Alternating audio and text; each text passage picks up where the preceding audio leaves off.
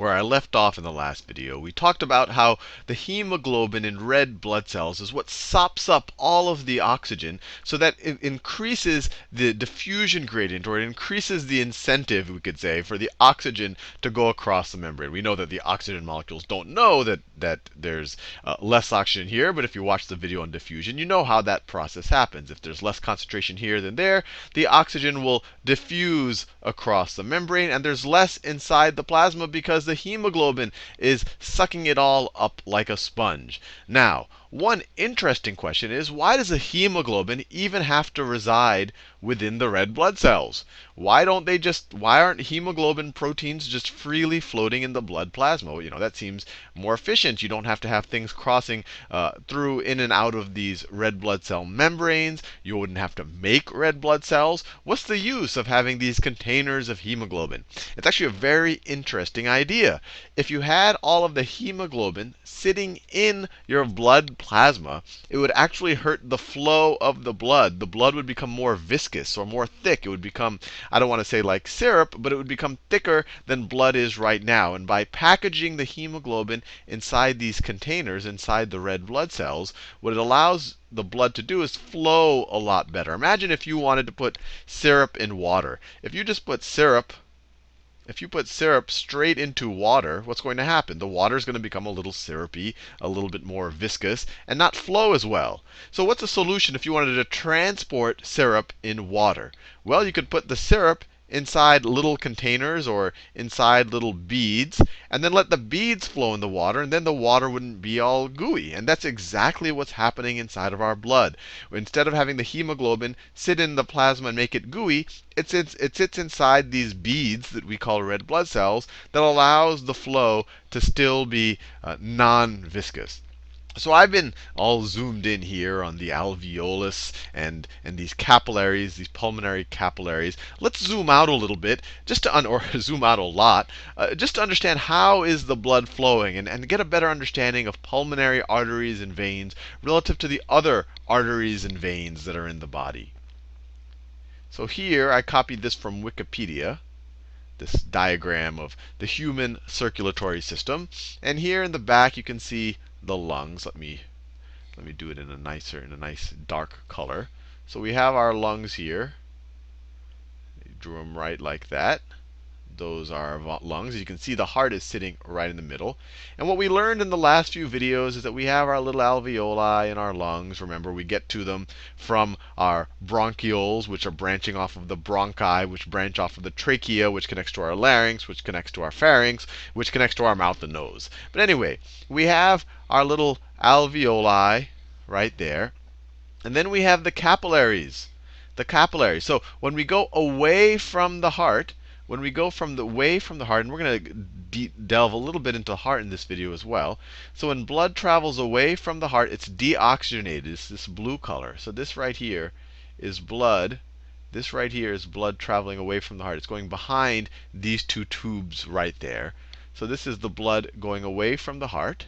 So this blue that I've been highlighting just now, these are the pulmonary arteries. So the pulmonary arteries, and then they keep splitting into arterioles and all of that. And eventually we're in capillaries, super small tubes. They run right past the alveoli, and then they become oxygenated. They become oxygenated, and now we're going back to the heart. So we're talking about pulmonary veins. So we go back to the heart. So these capillaries, in the capillaries we get oxygen. Now we're going to go back to the heart. Hope you can see what I'm doing. And now we're going back to the heart, and we're going to enter the heart on this side. We're going to enter the heart right over here. You actually can't even see where we're entering the heart. We're going to enter the heart right over here, and I'm going to go into more detail on that. Now we have oxygenated blood. It's red, and then that gets pumped out to the rest of the body. Now, this is the interesting thing. This is the interesting thing. When we're talking about pulmonary arteries and veins, remember the pulmonary artery was blue. As we go away from the heart, we have deoxygenated blood. But it's still an artery. Then as we go towards the heart from the lungs, we have a vein, but it's oxygenated. Let me write that down. I wrote that in the last video, but pulmonary. So the pulmonary artery no oxygen. Or maybe I shouldn't write that. I should write deoxygenated, because there might be some oxygen. Deoxygenated. And then the pulmonary vein, it has oxygen. It has oxygen. So that's this little loop here that we start. And I'm gonna keep going over the circulation pattern because the heart can get a little confusing, especially because of its kind of three-dimensional nature. But what we have is the heart pumps deoxygenated blood from the right ventricle. You're saying, hey, why is it the right ventricle? That looks like the left side of the drawing. But it's this dude's right-hand side, right? This is this guy's right hand, or this is his right hand. And this is this dude's left hand. He's looking at us, right? We don't care about our right and left. We care about this guy's right and left, and he is looking at us. He's got some eyeballs, and he's looking at us. So this is his right ventricle. Actually, let me just start off with the whole cycle. So we have deoxygenated blood coming from the rest of the body, right? This is deoxygenated blood coming from the rest of the body right here. This is actually the name for this big pipe. It's called the inferior vena cava. Inferior because coming up below. Actually, you have blood coming up from the arms and the head up here. They're both meeting right here, right here. They meet here in the right atrium. Let me label that. And I'm gonna do a big diagram of the heart in a second. So it's the right atrium. And why are they deoxygenated? Because this is blood returning from, our legs if we're running, or returning from our brain, which needed that had to use respiration, or maybe we're working out and it's returning from our biceps. But it's deoxygenated blood. It shows up right here in the right atrium. It's on our left, but this guy's right-hand side. From the right atrium, it gets pumped into the right ventricle. It gets pumped into, or it actually passively flows into the right ventricle. The ventricles do all the pumping. Then the ventricle contracts and pumps this blood right here. And you don't see it, but it's going behind this part right here. It goes from here through this pipe. So you don't see it. I'm going to do a detailed diagram in a second.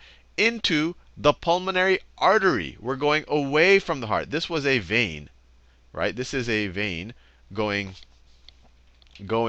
to the heart. This is a vein. Inferior vena cava, vein. This is superior vena cava. These are veins. They're deoxygenated. Then I'm pumping this deoxygenated blood away from the heart to the lungs. Now this deoxygenated blood, this is in an artery, right? This is a pulmonary artery. Then it gets oxygenated. Now it's a pulmonary vein. And once it's oxygenated, it shows up here in the left. Let me do a better color than that. It shows up right here in the left atrium. Atrium, you can imagine, it's kind of a room with a skylight, or that's open to the outside. And in both of these cases, things are entering from above, not sunlight, but blood is entering from above. And on the right atrium, the blood is entering from above, and in the left atrium, the blood is entering. And remember, the left atrium is on the right-hand side from our point of view. On the left atrium, the blood is entering from above, from the lungs, from the pulmonary veins. Veins go to the heart.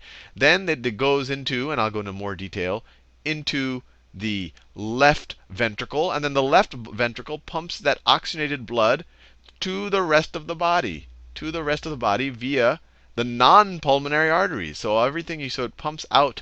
Let me make it a nice dark non-blue color. So it pumps it out through there. You don't see it right here, the way it's drawn. It's a little bit of a strange drawing, or it's hard to visualize, but I'll show it in more detail. And then it goes to the rest of the body. And let me show you that detail right now. So we said we have deoxygenated blood. Let's label it right here. This is the superior vena cava. This is a vein from the upper part of our body, from our arms and heads. This is the inferior vena cava. This is veins from our abdomen and from our legs and the rest of our body. So it first enters the right atrium. Remember, it's the right hand. We call it the right atrium because this is someone's heart facing us, even though this is on the left-hand side. It enters through here. It's deoxygenated blood. It's coming from veins. The body used the oxygen. Then it shows up in the right ventricle, right? These are valves in our heart, and it passively, once the right ventricle pumps and then releases, it has a vacuum and it pulls more blood from the right atrium. It pumps again, and then it pushes it through here. Now, this blood right here, remember, this one still is deoxygenated blood. Deoxygenated blood, it goes to the lungs to become oxygenated. So this right here this right here is the pulmonary. I'm using the word pulmonary because it's going to or from the lungs, or it's dealing with the lungs. And it's going away from the heart. It's the pulmonary, sorry, away is artery. Pulmonary artery. And it is it's deoxygenated. Deoxygenated. Then it goes to the heart, rubs rubs up against some alveoli, and then gets oxygenated, and then it gets oxygenated, and then it comes right back. Now this right here, and it comes back just like that. This right here, we're going to the heart, so that's a vein. We're dealing where it's in the loop with the lungs, so it's a pulmonary vein. And it rubbed up against the alveoli and got the oxygen diffused into it, so it is oxygenated. Oxygenated. And then it flows into your left atrium. Now, the left atrium, once again, from our point of view, is on the right-hand side, but from the dude looking at us, it's his left-hand side. So it goes into the left atrium. Now, in the left ventricle, after it's done pumping, it expands, and so that blood, that oxygenated blood, flows into the left ventricle. Then the left ventricle, the ventricles are what do all the pumping. It squeezes, and then it pumps the blood. It pumps the blood into the aorta. Now, the aorta, this is an artery. This is an artery. Why is it an artery? Because we're going away from the heart. Is it a pulmonary artery? No. We're not dealing with the lungs anymore. The lungs, we dealt with the lungs when we went from the right ventricle, went to the lungs in a loop, back to the left atrium. Now when we're in the left ventricle, we pump into the aorta. Now this is to go to the rest of the body. This is an artery, a non-pulmonary artery, and it is oxygenated. And I want to make this, so when we're dealing with non-pulmonary arteries, we're oxygenated, but a pulmonary artery has no oxygen. It's going away from the heart to get the oxygen. Pulmonary vein comes from the lungs to the heart with oxygen, but the rest of the veins go to the heart without oxygen because they want to go into that loop on the pulmonary loop right there. So I'll leave you there. Hopefully that gives, actually, let's go back to that first diagram. I think you have a sense of how the heart is dealing. But let's go look at the rest of the body and just get a sense of things. You can look this up on Wikipedia if you like. All of these different branching points have different names to them. But you can see right here, you have a kind of a branching off a little bit below the heart. This is actually the celiac trunk. Celiac trunk. Celiac, if I remember correctly, kind of refers to an abdomen. So this blood, the blood that your hepatic artery, hepatic deals with the liver. Your hepatic artery branches off of this to get blood flow to the liver. It also gives blood flow to your stomach. So it's very important in digestion and all of that. And then let's say this is the hepatic trunk. Your liver is sitting like that. Hepatic trunk. It delivers oxygen to the liver. The liver is doing respiration. It takes up the oxygen, and then it gives up carbon dioxide, so that it becomes deoxygenated, and then it flows back in. It flows back in into the inferior vena cava, into the vein. I want to make it clear. It's a loop. It's a big loop. The blood doesn't like just flow out someplace and then come back someplace else. This is just one big loop. And if you want to know at any given point in time, depending on your size, there's about 5 liters of blood. And I looked it up. On average, it takes the average red blood cell to go from the one point in the circulatory system and go through the whole system and come back 20 seconds.